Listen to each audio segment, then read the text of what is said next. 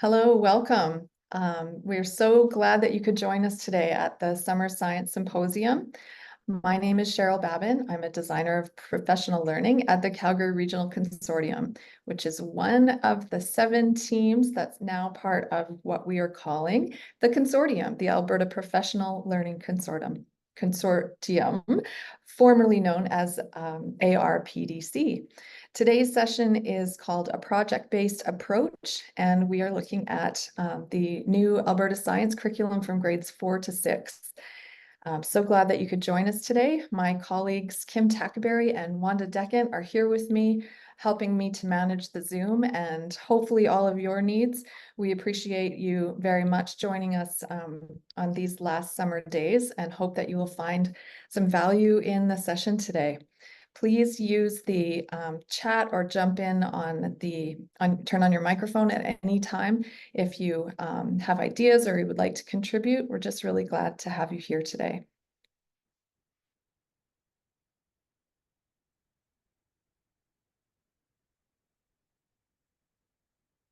Okay, and Zoom is giving us some new things to think about. I've got a new, okay, we're just gonna hit that. All right, friends, I would really like to start today's session with a land acknowledgement and actually just a little moment for everybody to take a deep breath and think about where you may have found yourself over the last couple of months, where you might be located today. And I think that it's really important as educators that we not only acknowledge the land, but we really do what we can to think about what it means to really be an advocate and an action-taking person around truth and reconciliation. When you are looking at the screen right now, you'll notice all of these beautiful images of our amazing province. And I know that we are all gathered from across Alberta today.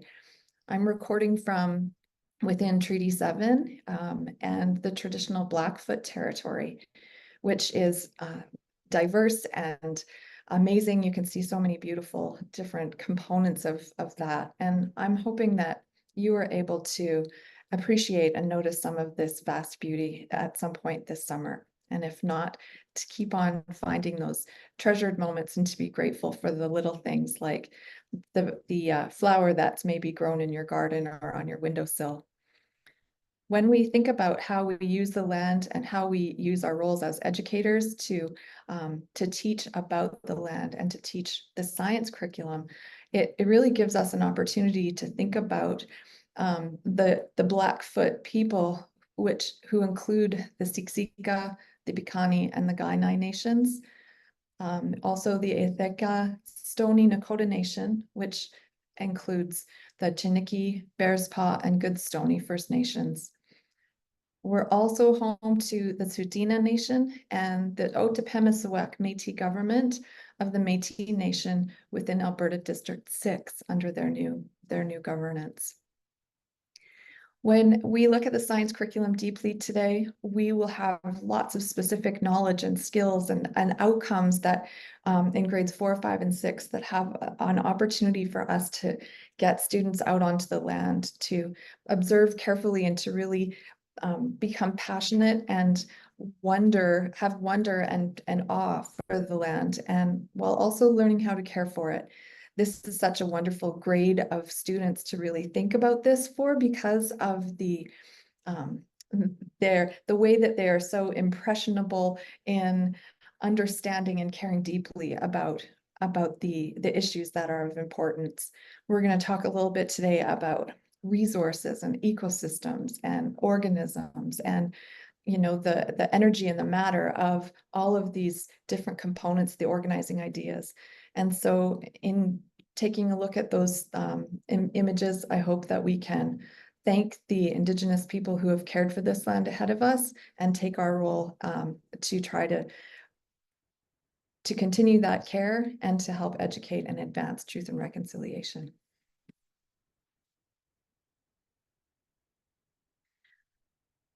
Well, I wanted to make everything really easy for you today. So just like a click and collect, you will have access to this slide deck, and within the presentation slides, you will see links that are highlighted in blue like that, the occasional QR code for you to grab as well. My hope is that you will be able to uncover different pieces today and maybe come back to the ones that you like and use them or share them with your colleagues. I wanted to make it as free and easy for you as possible. There are a couple things that you might want to sign up for as we move through the opportunities, but just wanted you to know that you're welcome to have access to these free resources. So thank you to Wanda and Kim for posting this into the chat or grabbing it on your phone. So hopefully everyone's got that and we're ready to move forward. The first thing that I would like to invite you to is part of our role within the consortium is to become a broker. We're networkers, if you will. We really want to be able to connect people who think passionately and about teaching and learning. And so I'd like to invite you, if you so choose, to join a list of people who are interested in creating projects based on the science curriculum. And so this link here will take you to a Google form, and you can let me know your name and contact information and what grade or grades you happen to be teaching. And I will put you on a list so that you can get to know each other and be communicating throughout the year and sharing resources and ideas. And possibly even we can organize an in-person gathering if it all works out, or coming back together again. So this is just an opportunity for you to let us know if you want to be connected. Throughout this session, I would like to give you some opportunities to take action in your own way. When you see this "Your Turn" icon, it's time for you to grab a pencil or open a new document on your computer.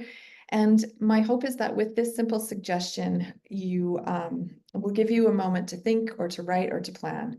If you happen to be watching the recording, of course, that's great. You can fast forward through different parts and hit pause so that you can take the time that you want. And of course, we'll all have access to the recording afterwards if you're so compelled and want to see it again. Oh, that would be something. While you are thinking about capturing your ideas and when it's your turn, I'd like to suggest that you might consider a thought book.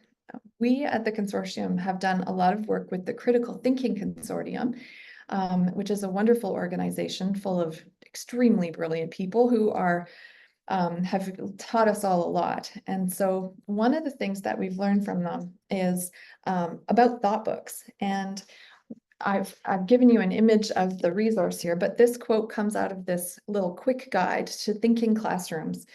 The difference between a thought book from a notebook or a journal, it's quite important. The three defining features that set them apart is that in a thought book, it's a response to a genuine inquiry. So students are actually building their own ideas. A notebook is typically something that students write down what they're told to write down, or maybe what they've learned. And then in a journal, they're often reflecting on what they learn. So in a thought book, it's the place where students or we can write our own ideas and try to help build them over time. And so it's an ongoing iterative place that we return to. And then we think about, okay, what have I added that might inform or alter or challenge my thinking? It also involves a little bit of thinking back. So to review something that we maybe thought earlier, to critique or test it, but we may also think forward by imagining or hypothesizing, extending our ideas and our plans. And so I would invite you to consider using a thought book today, and also to starting one up with your students, because this can can play a really powerful role in a project-based approach to teaching and learning. The session today is set up in 5 steps, and it's really about designing the learning. This session is not going to go into a lot of depth with like managing the project as it's happening, or all of the tools and techniques that you might use to assess it later. We could definitely do more about that at the time, but today we're really just going to focus on what's involved in planning. Several years ago, I went to a Buck Institute project-based learning conference, and I think it was 4 days of full days looking at all of the different aspects of the projects and all of the tools that might be pulled into the work that we do. And so my hope for you today is that I will do some of the curating, if you will. I'm taking tools from Critical Thinking Consortium from International Baccalaureate inquiry-based learning that way, and also from PBL, which is the acronym for project-based learning. And much of their work comes from the Buck Institute. So I'm drawing resources from all three of them to try to put them into this package for you today. So as we go through, you'll see each of these steps, and I'll let you know as we go along the resources and links that you can topple them, that you can tackle as you go.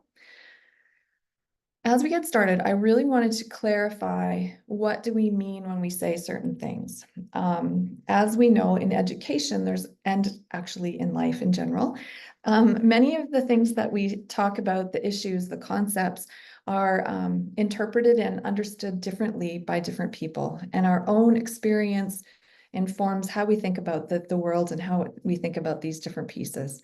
So when we're talking about project-based learning today, it really is this definition that came out of my very well tagged and loved PBL, project-based learning. This comes from the Buck Institute. And they describe it as a process that engages students in learning important knowledge and skills through a critical inquiry that is designed and structured around authentic questions, carefully designed products, and learning tasks. So I've taken their definition and added in the critical thinking component about the critical inquiry. And really, it's not just like, what do you want to do this year, kids? Should we just, create a project that doesn't have anything to do with our curriculum? That is a misconception that I really want to squash, actually. That project-based learning is very intentionally planned and designed, but it has a lot of space for student voice and ownership and agency and choices within the layout of the project. Another word that often gets is not misinterpreted, but differently interpreted, is the term inquiry.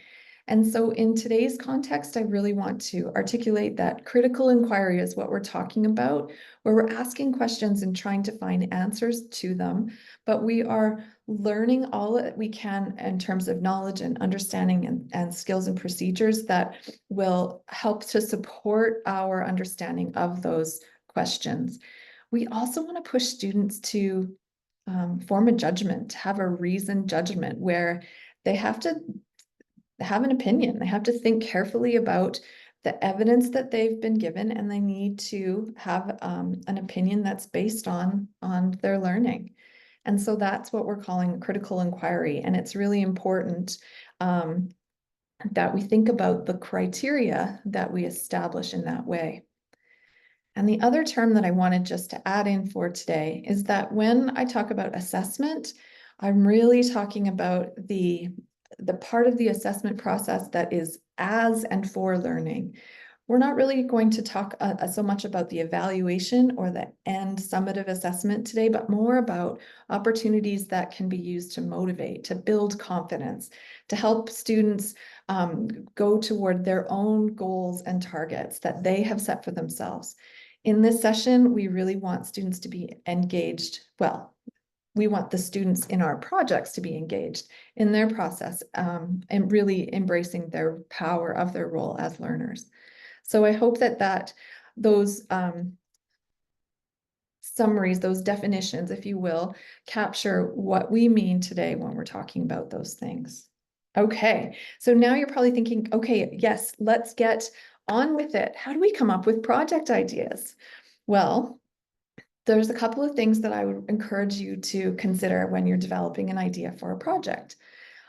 First of all, if this idea is new to you, it's totally okay to start small. A project could take a period in your day. It could take a week. It could take a couple of lessons. It's all okay. It can also be a project that lasts maybe several weeks, 4 to 6 weeks in duration. And sometimes you can actually build projects that last over the course of a school year. And there are advantages and disadvantages to all of those different pieces. And so we really want you to not feel obligated or destined to do one of those things, but to adjust considering your own context. How much time in your school day are you able to dedicate toward the project approach? How many subjects would you like to integrate? Of course, we're talking about science today, but ELAL is an obvious link that lines up beautifully with the work that we'll see and uncover. And we also want to think about where students can have some voice. I know that there will be opportunities for students to ask questions, to be part of organizing the work, to create agreements that how they will work together, how they'll work independently, and what that can look like. We'd also encourage you to consider foundations. So I'm going around the top of the circle there. We all have foundations and freedoms in our work. And so there are certain non-negotiables in our classrooms and in our schools. And so if there are certain things that you need to consider, like perhaps there's a literacy program that you are working on as a team or as a grade level, and you want to incorporate parts of this, we understand that when suggesting a project-based approach that you may need to work with some of those pieces that already exist in your timetable.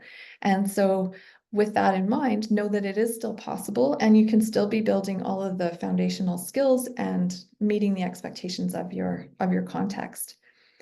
I'd also encourage you to think about what really is relevant and interesting to your students. This can be an avenue into a really motivating experience that can be connected with curriculum. So in these next few weeks, as you're working on interest inventories and trying to figure out different ways to get to know your students deeply as learners and as people, I'd really like you to keep your ears open for questions or experiences that tap into some of our curriculum so that we can use that as a springboard to jump forward with. Depending on where you're coming across our beautiful province of Alberta, think about ways that you can include field trips. I'm going to plural that one because I would always advocate for multiple field trips, guest speakers, parents that have networks in their communities into different roles and different careers, different pathways. I would really encourage you to launch your project with a trip rather than saving it up for the end. But so for all of those things, think about what you want to do. I'm going to share this slide at the beginning and we'll probably link back to it. There's 3 different spots that I have selected to share with you today. And on each of these links will take you to a resource or a website that has different examples of projects. Sometimes browsing a project can help you think about what's possible as you look at your curriculum. And so some of you are even in a curriculum session this morning, so you might have the curriculum just really fresh and available to you in your minds. So the Critical Thinking Consortium I've already mentioned, the Buck Institute I've mentioned as well. And I'd also like to really advocate for the expeditionary learning, models of excellence. This is a bank of projects that are exceptional, but they also include sort of a how did this project come about, what was required, how long did it take, those types of things. And these links here, I've done the filters for you so that it targets grades 3 through 8, a little broader than our 4 to 6 window, but that was intentional because we can always adjust if we come up with something that seems like a good idea. So under the PBL works, this image here takes us to a project where the guiding question is, how can we keep our communities safe and prepared for natural hazards? This particular unit design is available there, and it gives you some links right to a project that has been done before and can be modified with Alberta curriculum in a meaningful way. This one here, called Learning How to See, really pulls in the scientific methods of observations and gathering information and data, and getting to know the resources, the ecosystems in a particular area. So we'll come back to these as we go through, but I just wanted to give you access to those so that you can start to wander around them, and hopefully you'll feel some exciting ideas percolating for you there. So when we do start by looking at the outcomes, we want to ask ourselves a few questions. Which are the more complex outcomes, the ones where students really need to do something? They have to show some in-depth understanding and apply what they're learning. These sort of meaty outcomes are really the best candidates for projects. Also, if there's an issue in your community that merits investigation or that might inspire students to take action, that can also be a really great outcome to leverage.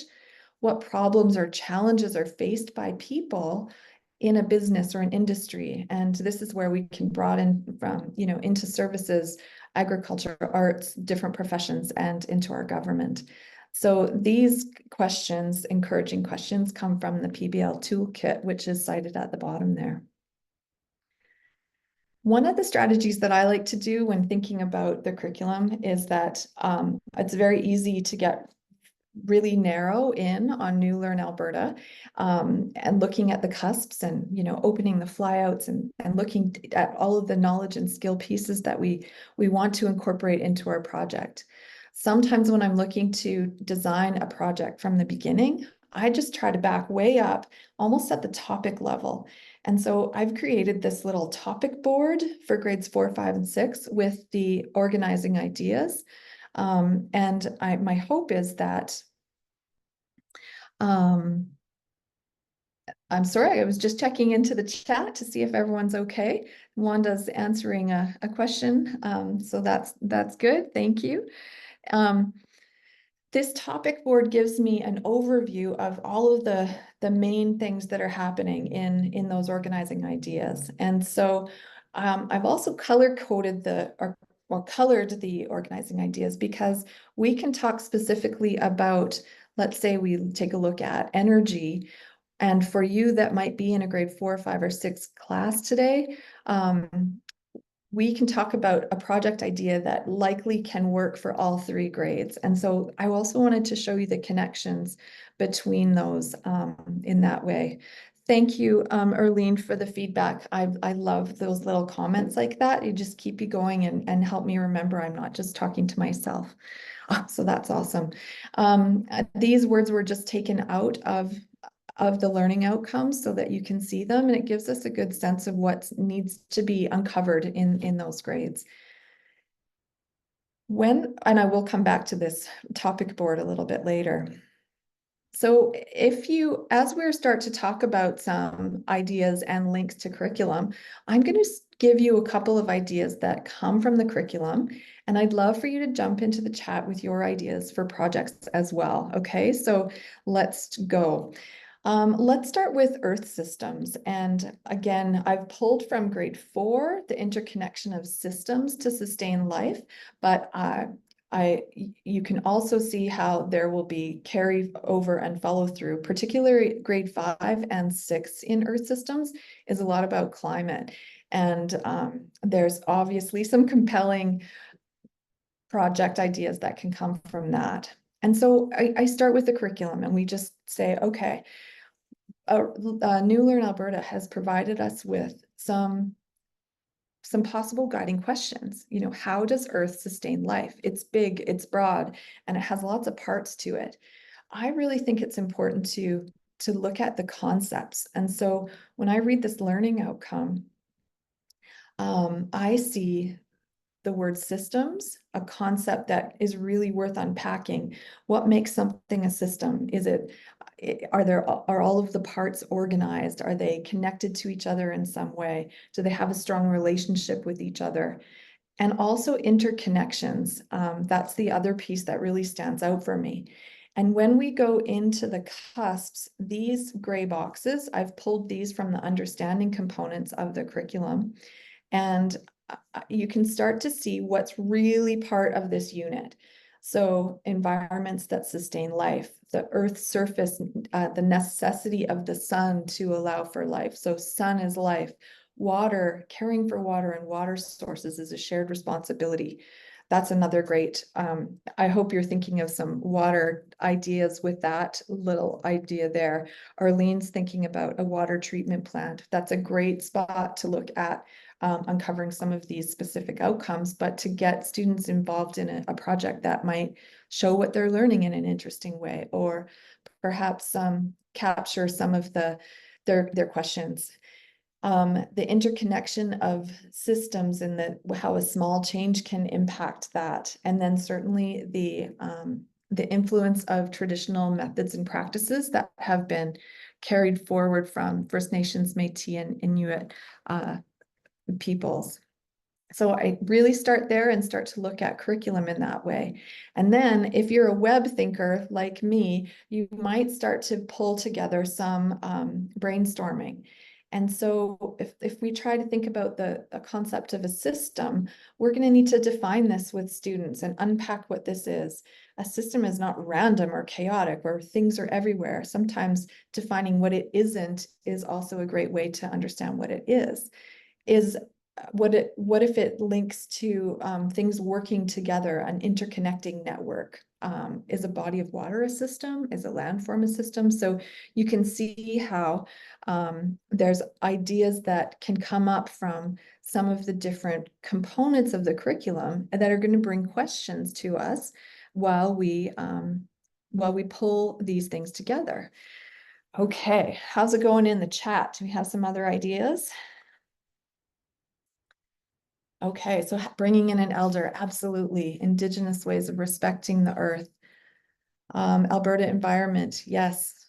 Um, yes, I like Katie's idea of thinking about a particular landslide in BC. So a recent event that has caused catastrophic and significant impact on the ecosystem and the people and the land around there, and all of the experts that can have a role in helping to understand what that looks like. A pond study, I love that. I've done that with kids where you compare a natural wetland to more of a human-made wetland, doing pond tests to see what they're like. But really not just that's one part of it, but the project itself would be to have students say, you know, we need to really advocate for the health of a pond, and this one is healthier because this and this and this, and this is what we need to do to get there, you know? So there's a few different ways that you can tackle that. Darlene, thank you for bringing up that. What can we do to help? How do we respond to the urgent impact of catastrophic weather systems or climate changes that are like the forest fires in Jasper? And how do we remain hopeful in that? And I actually had a meeting last week with one of the representatives from the Alberta Council of Environmental Education, and she's getting ready to do a session for us about teaching climate change with hope and not being so like to really present it to teachers so that we can figure out the best ways to communicate it with students and families, particularly in situations where not everyone might have the same perspective about the issues. And so really thinking about sensitivity and understanding those different things. Great ideas coming through. I love that you're on the chat with me. Thank you. And if you're at home or watching this video later, I hope you're jotting down some of your own ideas in your thought book, and you can access the chat as well. Oh, Catherine's given us paragraphs of thinking here. This is good. I love it. At this point in time, I wanted to take one of those nuggets of ideas and show you an example. I went into models of excellence, which was the EL education, the right-hand column of the table at the beginning where I showed you a few different spots. This is a brochure that was co-created by a class of students. So they researched it together and they pulled different components and pieces where they each had different responsibilities and different groups. And this was a brochure that they distributed around the community to talk about water pollution and their call to action. So it was not a quick little thing that they did because there were many different parts, but if you click on this link, you can learn all about their process and what the impact was, demands on water before and after different developments, all kinds of different things. And you can see the growth and the samples of different student work pieces in that example. So hopefully that's good. I'm just going to pause for a second and see if anyone has any questions or has comments you'd like to jump in to contribute.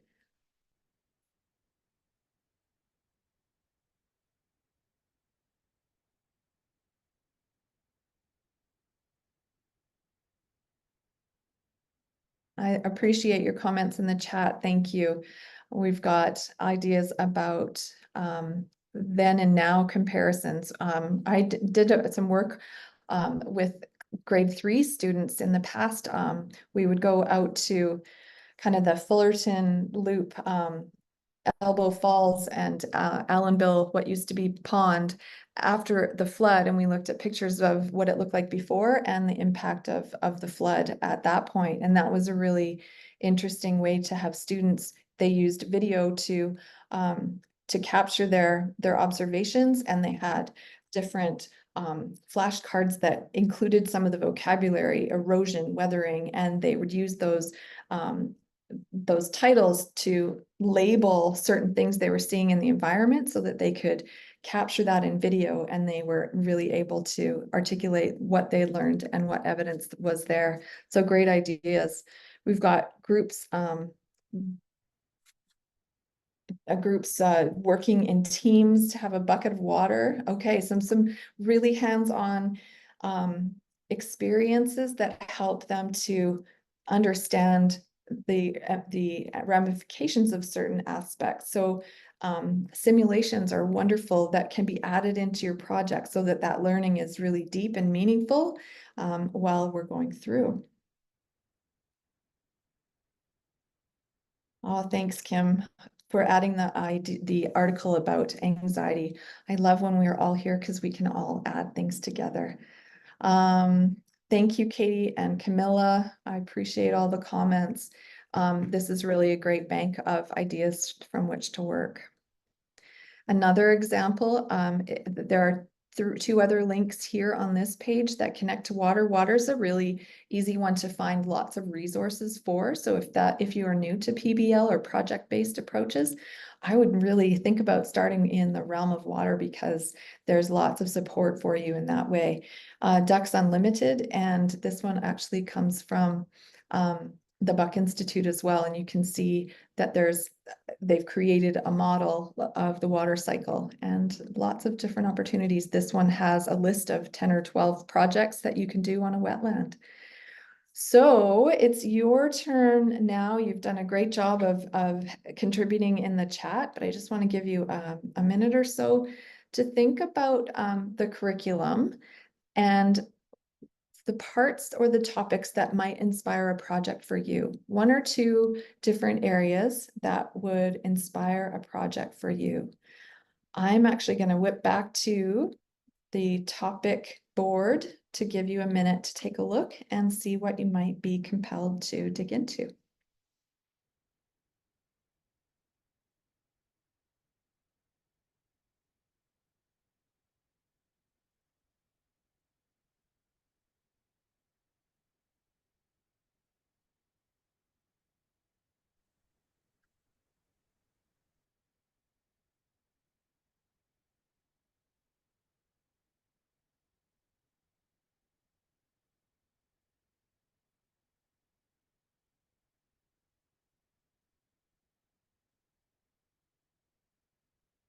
Thanks for your comment, Katie. Are we to share these ideas in the chat? I want to just give you a minute. You're welcome to put them in the chat if you like, or you can just use the time to write for a moment on your own.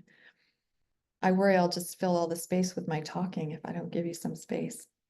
Lee, go ahead. Thank you.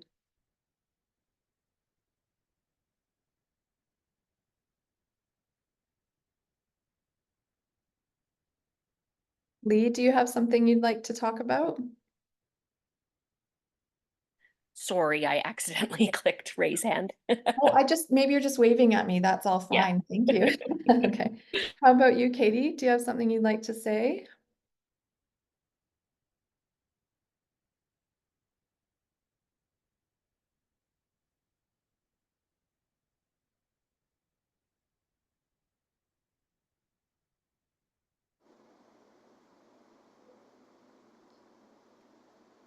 Oh, yes, heat waves. How about pipelines, water restrictions that are causing us to think that maybe we should be doing this all the time, right? So lots of curriculum that could inspire a project. I hope that you are narrowing down a couple of possibilities that might be either small or medium or large in your year, and we can start to work through some of those together.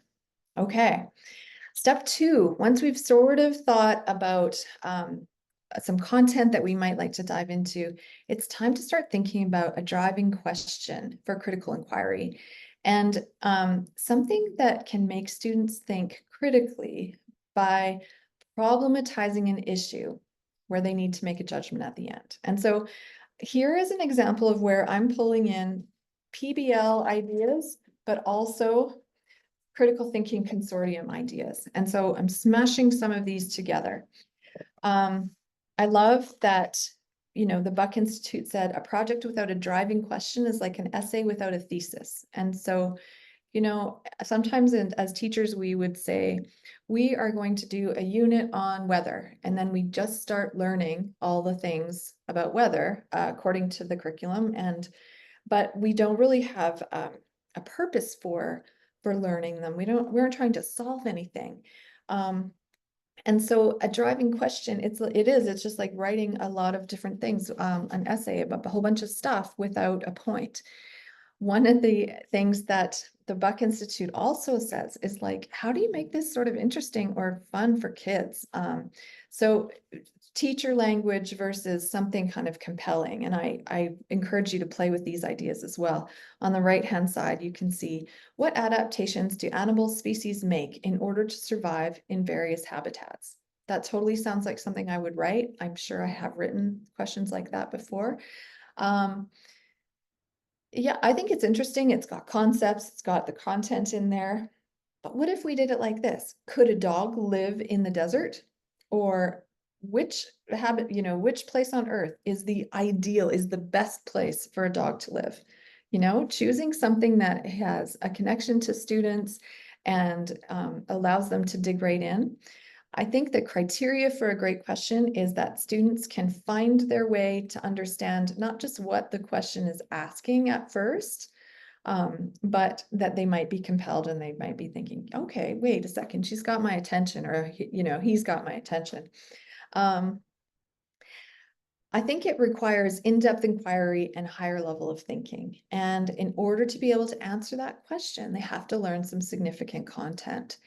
So here is where some of those questions that we started to think about and webbing in some of those ideas can help. We might have one broad question, like a critical inquiry question, and then we're also going to have other questions that will help us through that journey. So if we were coming back to this idea, can a dog live in a desert? Well, wait a second, we have to figure out, what do you even need to be able to live? What's required to sustain life, right? What we know that we are going to be uncovering some of the spheres in the grade 4 curriculum. So we might want to think about the relationship between those different levels and if life is sustainable in each of those different spheres. What are the relationship between these? We need to practice taking some observations and collecting some data. We could draw into this little image clip is taken from braiding sweetgrass, and we can look at Indigenous ways of knowing and understanding um, the stories of creation. And we can start to build all of those understandings as we go, all with this driving question of, can a dog live, or what's the best, place for a dog to live? Under my desk, I think, is the answer, but just kidding. We're going to go bigger than that. The Critical Thinking Consortium offers frames for innovation. And this was also earlier in your slide, but I encourage you to click on this link to open this one up. It's a nice, it captures some of the frames that they talk about in their book called Framing Critical Inquiry Questions and Tasks. And what they try to do is they provide us with some ideas of ways that students can create a project, but also use that critical thinking lens where they have to do something with the information that they learn. And so they've provided us with these 8 frames. Decode a puzzle, judge something better or best, perform or design something to specs, rework a piece, so take an existing product and change it to improve it or to modify it for a different purpose, and curate the pieces or imagine something differently. So what I've tried to do is create some ideas for you. And again, I love that you're jumping into the chat and staying with me. It's so nice to have these responses. Don't you agree, Kim and Wanda? Um, let's play with some of these, and some of them are going to be meh, and some of them might be okay, or I know you could make them better. So let's try. So if we were to look at decode the puzzle and thinking again at your topic or your curriculum area that you were maybe considering, could you design an object that can fly? It's one of the skills that's involved in the cusps. Or create something to move into design something to move independently through water. That's a grade 5 energy. How about what is the most dangerous natural climate event? So it's not just list all the dangerous climate events, but what is the most dangerous? And this is a question that may or may not have a right answer or the same answer. It actually isn't really, that's not really what we're assessing. What we want to know is what have students learned about different natural climate events, and then they form an opinion, or they use the evidence that they've gathered to create a sound justification or response to that. And so it's less more of like, I like this one, I don't like this kind of an opinion, but a really sound response based on the learning that they've done so far. How do we explore and understand what's in outer space? That question is a puzzle. And, how do we interpret that? We need to provide an explanation. So maybe we design a public service announcement. Maybe we put up billboards in the community. Maybe we get a space at the science center, and we get a chance to talk about some of the things that we've learned with guests that are coming in. With project-based learning, we really want to try to get an authentic audience for students so that they can play and show off what they're learning. Judge better or best, a couple of ideas that I came up with were, what combination of materials creates the strongest barrier against water? So a whole like testing different things and a combination of materials, they need to know a lot about it. That obviously is not a huge project question. It's one of those smaller ones, but it also could, it could be a little component, an arm of the project, if you will, when thinking about a bigger, broader question. Which organism is most likely to live the longest, not just in its lifespan, but the species lifespan? Which agricultural practice is the most sustainable? So learning about several different practices and having students judge the better or the best one. What are your thoughts about some of these ideas so far? Thumbs up, thumbs down, how's it going? Are there anything in here that might give you a little nugget of inspiration? Design to specs is another way that you could look at creating a project. Design and build a terrarium, for example, a museum model to help the community understand how the spheres work and are connected. How about an interactive model to represent the a human biological system? What if it was life size? What if it went all the way down the hallway of your school? You know, something that could offer you some ideas like that. Oh, Darren, that's my favorite comment all session so far. Thank you so much.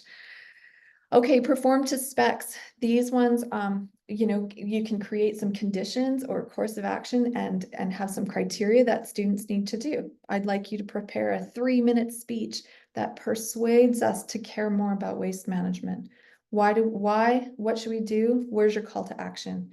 How about build a mousetrap racer to identify the forces and respond to questions? So it's not about just building it and making it go, but you have to hit that live audience and ask and be able to answer all of their questions. Okay, so a few different things here. Critique the piece. One idea is to look at local government parties and their platforms about a science issue, for example, and provide an assessment of the merits or shortcomings of, for example, their natural resource management, you know, to discuss the disadvantages and advantages of renewable and non-renewable energy resources. So this is almost like it looks as though it's just been lifted right out of the curriculum, but if you take the idea of advantage, disadvantage, and have students make a choice or a plan, what does that look like in terms of their project?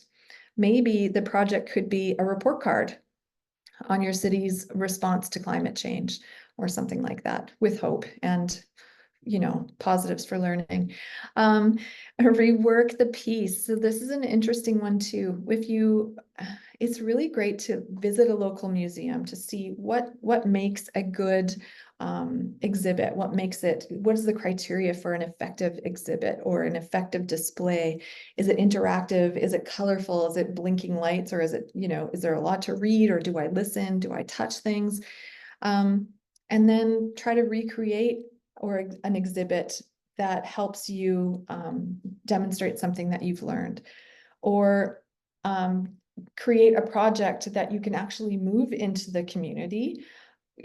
Talk to people about low-cost housing materials that could be used in a local area just using natural resources. So doesn't mean you have to build the whole houses, but you could definitely tap into the community to make your project about something that is important and crucial and happening at the moment. Redesign your ride to make it faster, more comfortable, and energy efficient, and cover all your matter and energy outcomes right through there in grade 4, 5, and 6. Okay, I'm going to take a sip of my tea while you think a little bit about some ideas that might connect to your curriculum. If you want to pop them in the chat, please go ahead. Otherwise, just take a little minute to read, write, and think.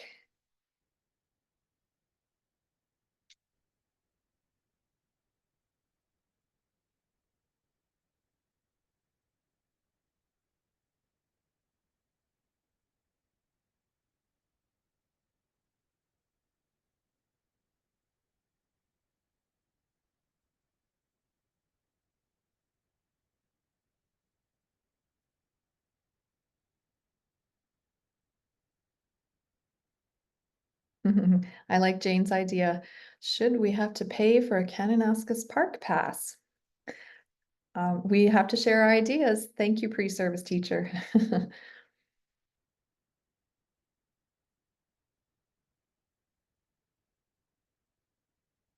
Okay, I hope you are all still with me and that things are going okay for you.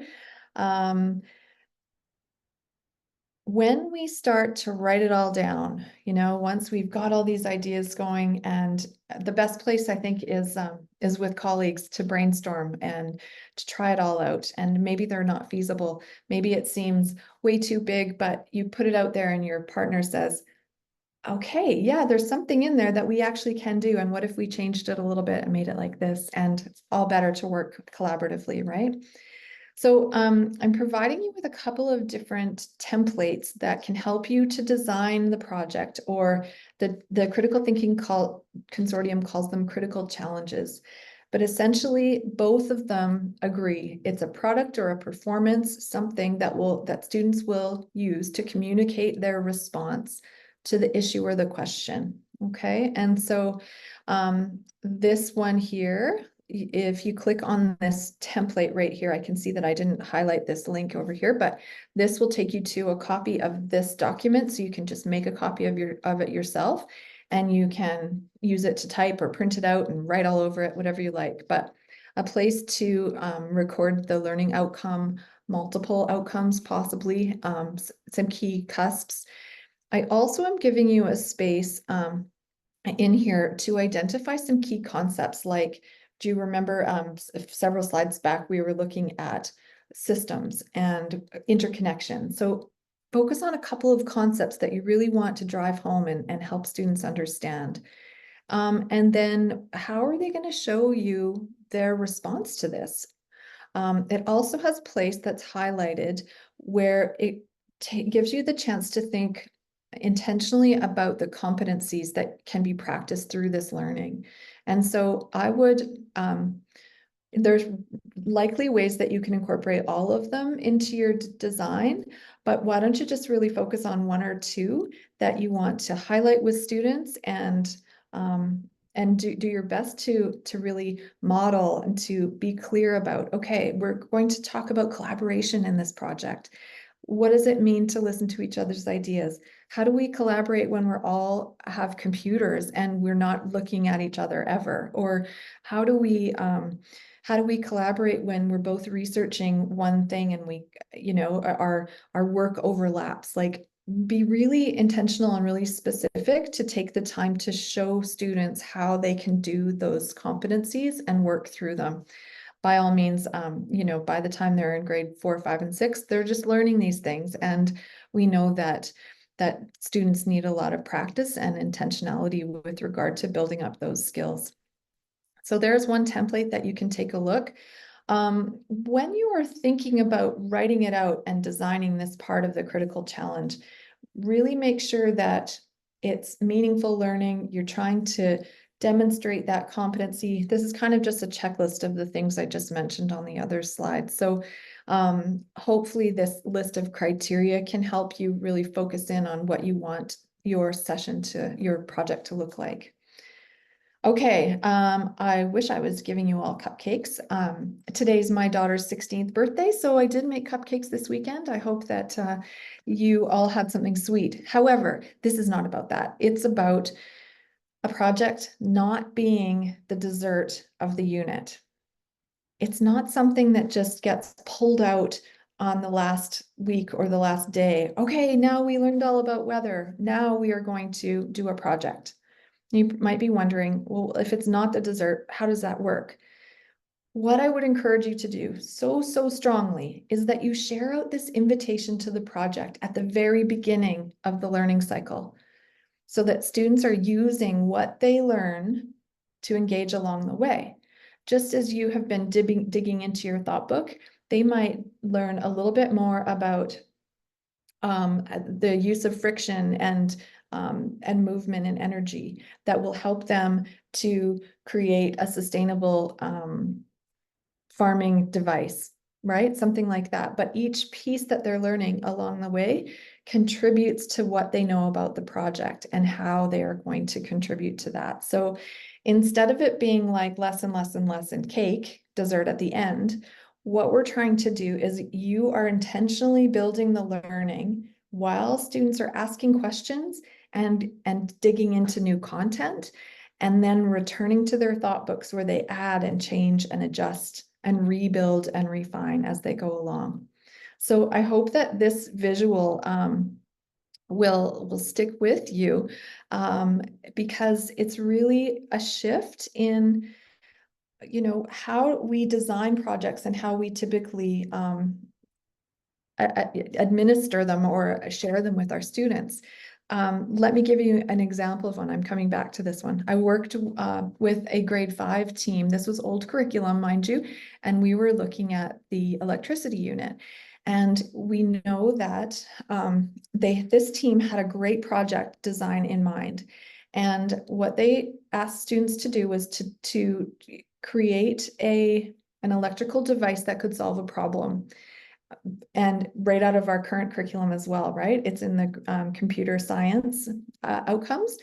Well, one shift that we encouraged this grade 5 team to do was before they went through and learned all about what is a circuit, how do you make a switch, how do you do all the parts, introduce like, you're going to have to build a device using electricity to solve a problem.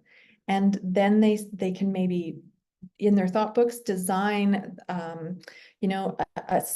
draw it out. What do you think it's going to look like in the end? What's your invention going to be? And then they start to learn all the parts that they need. Oh, okay, now I know how to make a switch. So I'm going to draw that switch and add it into my idea in my thought book. So it's adding as they go along. Hopefully that's helpful. This is a project path that was provided. The link is for you there. This is a Buck Institute resource.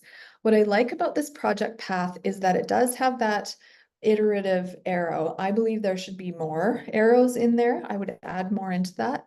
But also I like that it talks about what students are thinking about and what teachers do to support that thinking as they're building knowledge and driving questions.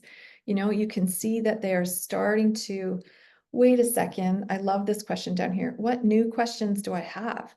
A project is not just like, oh, I Googled it, now I have the answer, but I can really develop new questions, and this makes me wonder about a new direction, and leave a little bit of space in your planning for those kinds of things to happen.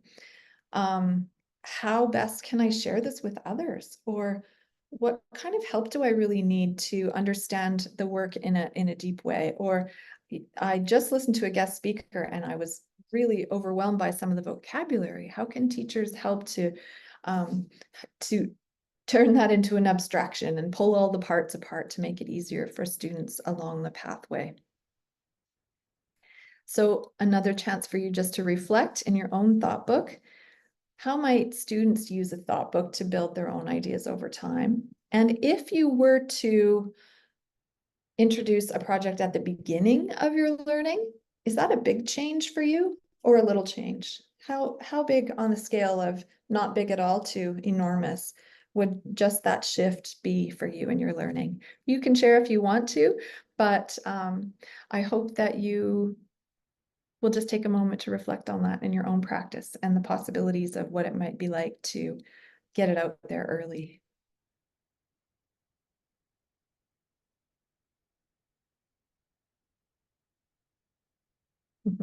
Jason, you are not wrong. I like the comment.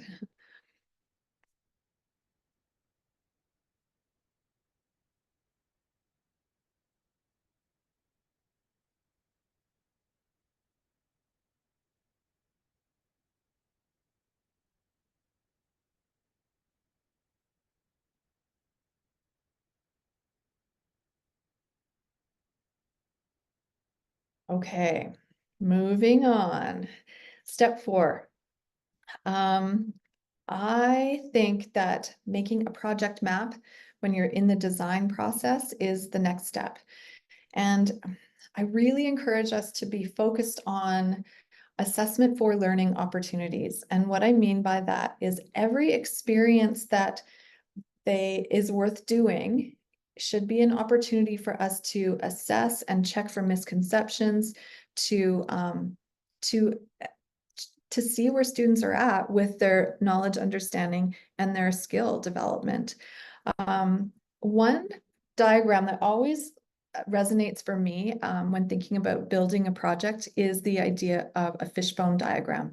I liked this one in particular, and I actually found a whole slide deck of fishbone templates. So if you are like me and like the fishbone one, you can click there for some samples. But I like this one because they always come back to the center, and the project lives in the middle of it. And so you might launch the project with some sort of an experience, and then they do a little bit of learning out to the right, building a project idea, building some of the learning that they might need. Wait a second, how do I make something fly? What's Bernoulli's principle, for example? Okay, so then we come back in and we think about that. Then we add on to our own project idea again, and then we do a little bit more learning out this way. And so it's like little lines of inquiry or pathways that take us to the content that we really need to cover or uncover. And we get to decide how long to stay there or how long to stay out. And then we circle back using this sort of diagram for how we move forward. It also gives me is a chance where I think, okay, how can I be really efficient? I'm just noticing a comment from Jen. Yes, we hear you on this one about the wide range of student readiness and will and abilities and needs and gifts and strengths and stretches, but also the huge number of outcomes that are listed in the curriculum. And so where we can be efficient to integrate and combine those as carefully as possible is really important.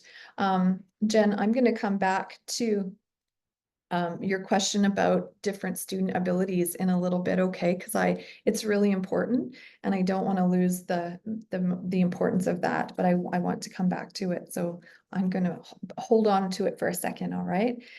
Another way that I like to think about assessment gathering, and this actually speaks a little bit to that notion of students showing their learning in different ways because of where they're at, is if we think about at the beginning of a project, how do we find out what students know and what their strengths are in a certain area?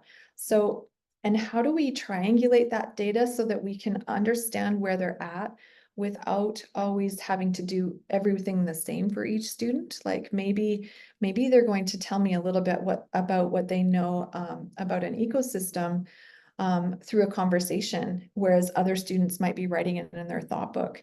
Or maybe it can be small groups, and we're always assessing students individually, but also helping them to practice and collaborate in groups, you know? So this is kind of that pre-assessment state. In the middle, all through the project work, you're looking at different products of their learning, different experiences, conversations that they're having, trying to tap into those different ones.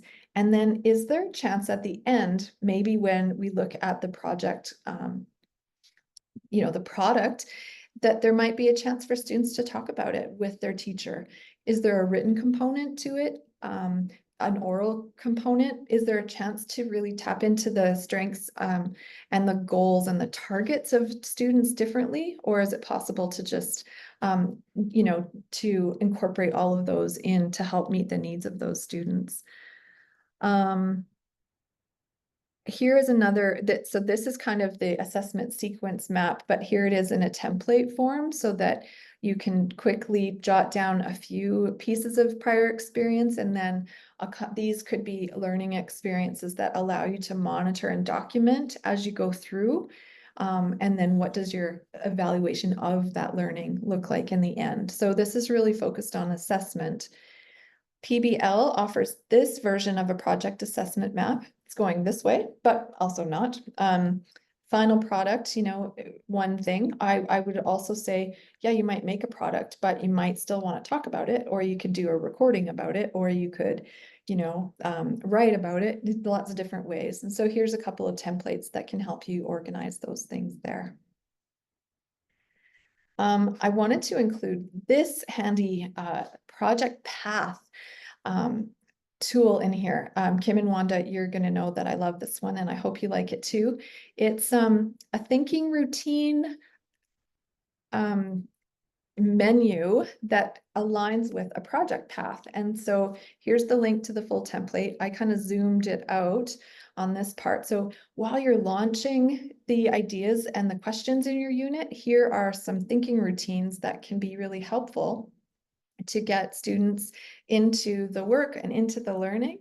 And you can see on the left-hand side that there's a section for building knowledge, developing and critiquing and presenting. And so there's different thinking routines that can help you with that. So if you're unfamiliar with thinking routines, those are the things that can really help elevate critical thinking, because they practice using those routines in a significant way so that it's really less about, well, what do we have to do, but more about the thinking. So, and then finally, here is another PBL project planner. This is about a 4 or a 5 page document that that will link you to a similar project overview. But what I also love is that it also has a calendar, like a, once you have your fishbone mapped out, I also then like to change it and put it right into a calendar with space, in there so that you can move and shake as you need to, as students will need. And I'm a classic over planner, so trying to pare it down to the really important essential things, it can help you with this planner in this template right here. Okay, I'm actually going to open this one up to show you um, so that you can see it.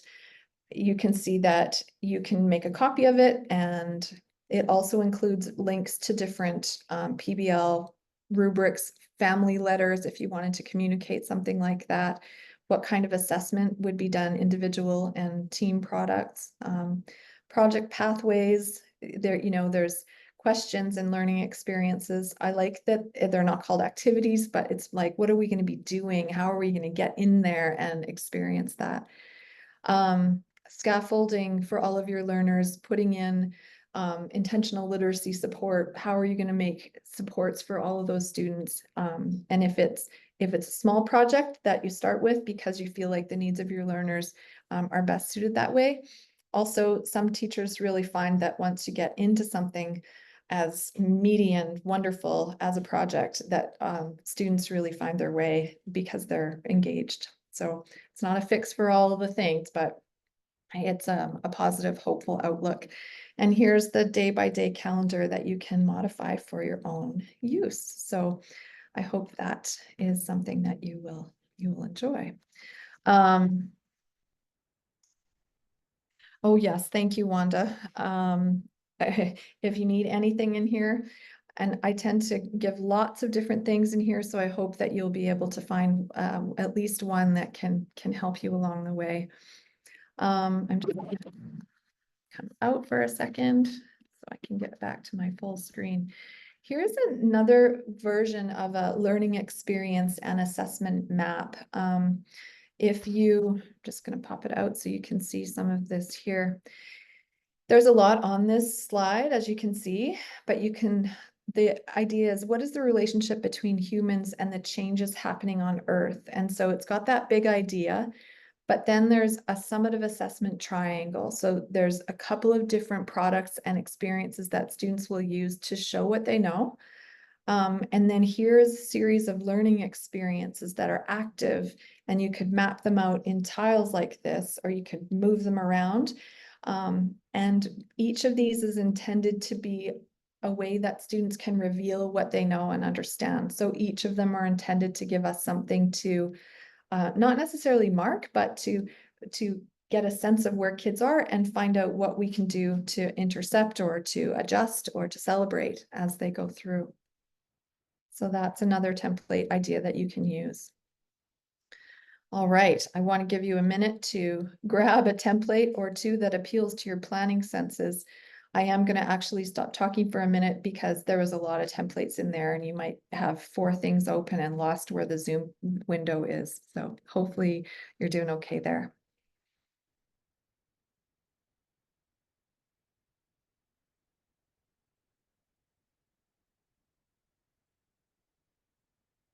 Thanks, Wanda, for posting the slide links in the chat again. You and Kim are helping me so much today. I appreciate it.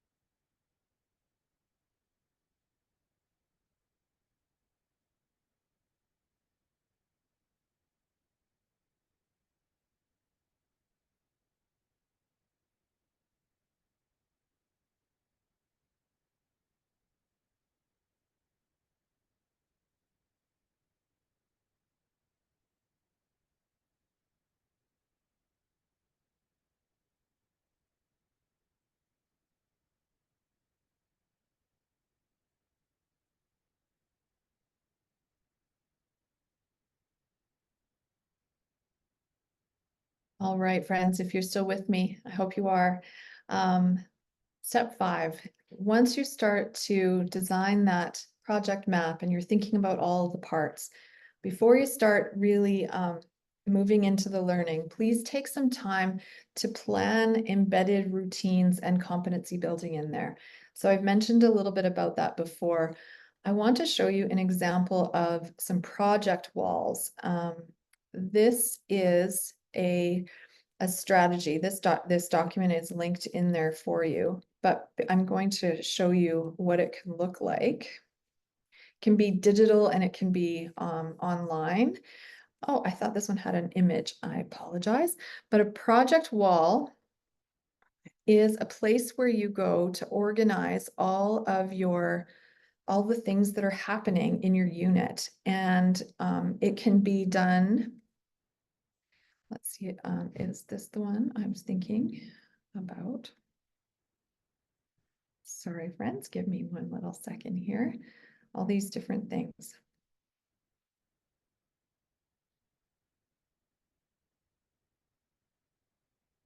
The idea is that you can list your guiding question, you can have today's jobs, you can have your project calendar, you could have vocabulary, you could have tools. If you have a living wall that can provide you and students with an overall sense of what that looks like, it can be really helpful. So you're welcome to check into that link, but also just Google it, project walls. And if you're interested, I can give you some more information about what they can look like. They can have student sections, they can have group sections where students can keep track of what's happening in their specific research, or maybe they are capturing pieces of their thought books and printing it out or putting it up on the wall or sharing it digitally. So there's lots of different ways that you can keep track of who's doing what, where are you, what do you need to do, and it can be in a visible moving place. It's also a great way to let the community of your class, of your school, know what it is you're working on, and where why your students might be engaged in, what they're engaged in, and how they might be able to contribute. This also really helps to develop a competency of managing information. It models and it coaches students through how they might do that, because if they are working with a lot of material, or they're trying to use information from something they learned a couple of weeks ago and pull it in, they're going to need to have those small chunks and those connections made visible. So the other thing I really hope to encourage you to do is to think about the organizing ideas from science. And I've put the first 5 up here. You'll notice that I did not include computer science and scientific methods at first, because those 5 units or those organizing ideas are really intended they hold the most content knowledge for you, and computer science and scientific methods are really intended to be woven into all of those other 5. So wherever possible, you want to try to take the scientific methods and weave them into each of those units. And then it actually feels better, because you know that you are addressing the skills and understanding and the learning outcomes from scientific methods while uncovering living systems, or while working on your space exploration or inquiry. Here's a couple of examples of how you might do that. So the 5 organizing ideas are at the top, and I'm thinking of, I went into grade 4 scientific methods and I pulled out some things. Let's just take a look at them and see if that could live in one of the other examples that we've talked about today. So one of the cusps was an ongoing collection of evidence provides a way to expand and adjust previous knowledge. That's exactly what our thought book was intending to do. Represent evidence from an investigation in a variety of ways. How do you share this? Can you share it visually? Can you make a graph? Can you transcribe a conversation that happened? Can you make a model? Conclusions drawn during an investigation must be based on reliable and valid evidence. How do we know this is true? So going through that reflection process is a really important inquiry skill that can be adapted into each of these different units or the critical inquiries or the projects as we go. And how do we collect data? Do we survey out our community? Do we need to look at multiple sources for information? How do we gather weather and climate data, and where do we source those data sets from? So you can see how the scientific methods or making observations, building inferences, and working through those processes can be integrated.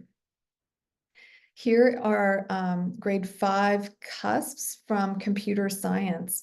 So the understanding is design can better meet needs through the development of multiple iterations. So when we were looking at the excuse me, design to specs or build a terrarium that can hold a whole little ecosystem, the outcomes within computer science are specifically related to your project and can be woven in throughout. Okay. Is it functional? Is it safe? Is it usable? You can see how those fit in. And grade 6 computer science, there are some very specific ones in grade 6 computer science where you have to learn about abstractions. And that might be one of those arms on your fishbone project map where you have to learn a little bit more about what that is. But then you can also take this component of those cusps and talk about what are the possible impacts of computers and technology on our understanding of weather systems, or on the way that transportation is moving, or the organisms and technology. How do we track the sustainability of pond life, or any of the things that we've talked about today? So wherever possible, try to please integrate those organizing ideas into your project. Thanks, Camilla. And use simple coding platforms to simulate events. Yes, excellent. The PBL Works site, thank you, Wanda, for mentioning that. It's a free account and you don't have to give them any money. A lot of their resources you just sign up and you can decide how often they send you, if ever. But it's really worthwhile because you can have access to full projects and plans and the planning map and the scope and everything. So I appreciate you checking into that. Okay, what questions do you have? Please feel free to pop them in the chat or just talk to us. That would be great. I've done lots of talking today. I hope you're still with me and wondering what questions you have.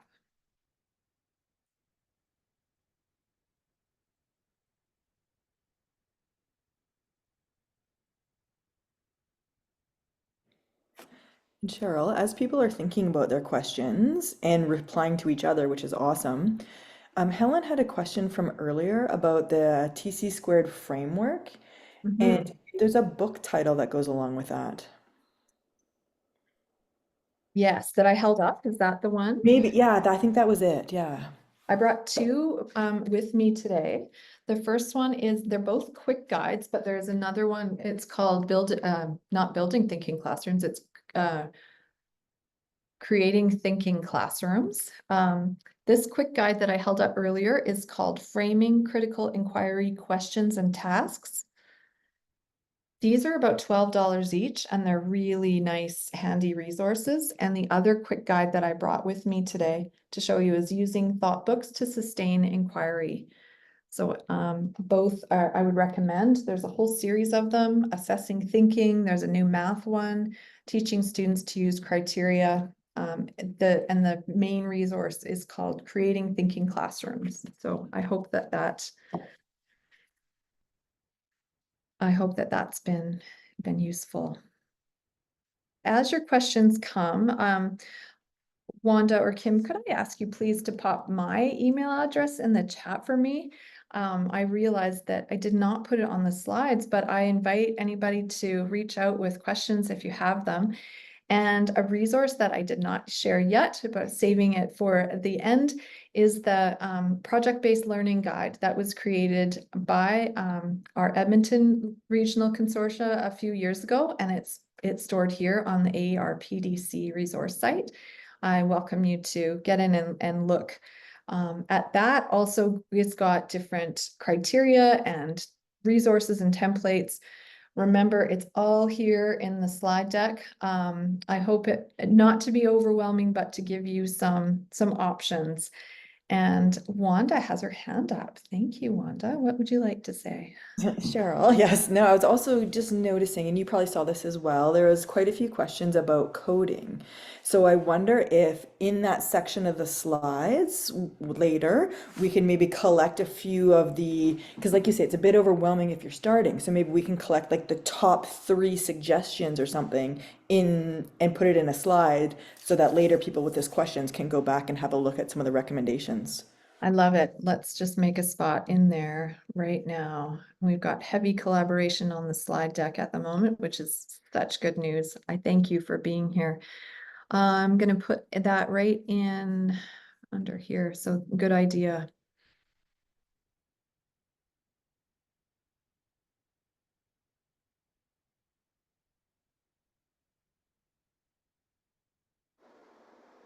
Okay, I'll fill that in so it will be there for you a little bit later. Cheryl, Wanda and I obviously like to make you work, but I collected all the participant ideas at the beginning about project-based learning, and I'm going to send you an email with those, but I thought maybe those could go in a slide as well. I thought they were fantastic. There's probably 20 that I have ready to send. So I thought that would start your collaborative opportunity that you mentioned at the beginning. I love it. I'm making a slide right here at the beginning. Then we'll stop.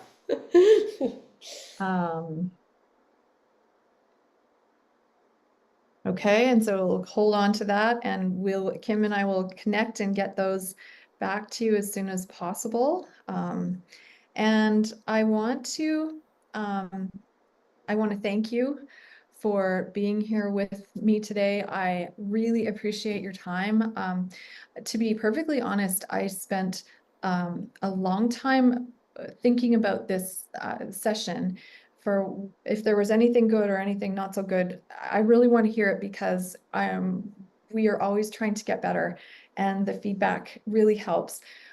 There's so many ways that a session like this could go, and so in your survey, if there's something else that we could go deeper into, like how do we build coding into a project? Like, let's do something like that together. You know, you can reach out and we can design learning experiences for the future. So give me your ideas, please, anything specific that that you can offer to help me grow and improve in this work, I would be grateful for. And just as I'll put that back on the screen for you, the survey. Actually, Wanda, do you mind popping that survey link into the chat, please? We really appreciate you doing that for us. It will be anonymous, but we always get to see them. I wanted to show you one last little piece as you're signing off today. It's a model of excellence, and it's a podcast that was created by a grade 6 group, and it's really delightful. If you click into that link, you can, it's linked here and on the top as well, but it's just a little bit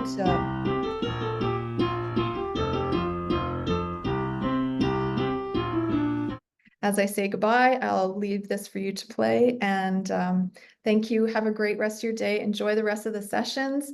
All the best. We'll talk to you soon.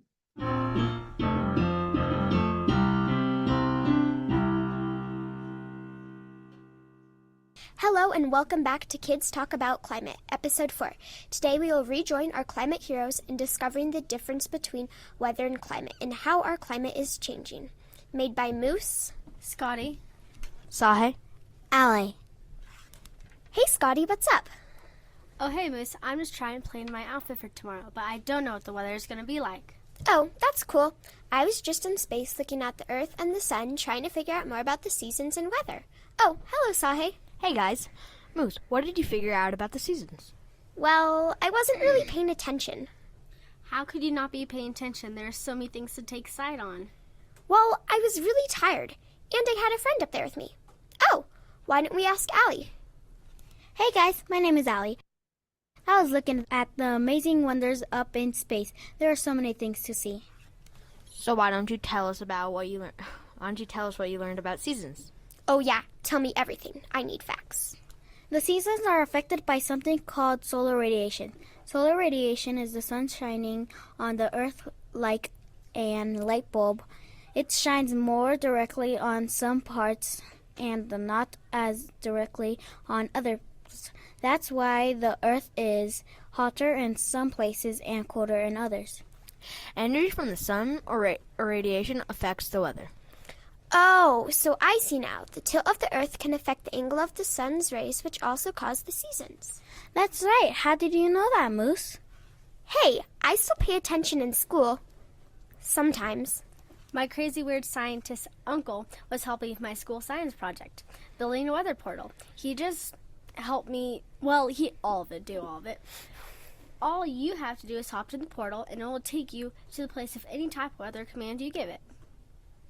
Are you sure this thing works? There's only one way to find out. To the Himalayas. Hey, I do want to say there has been some problems. I have to put my test chicken Hilda into the weather portal, see if it's all good before we step in. Well, that's too bad. Moose already left. Well, she hasn't burned to a crisp, so let's go. Hop into the portal.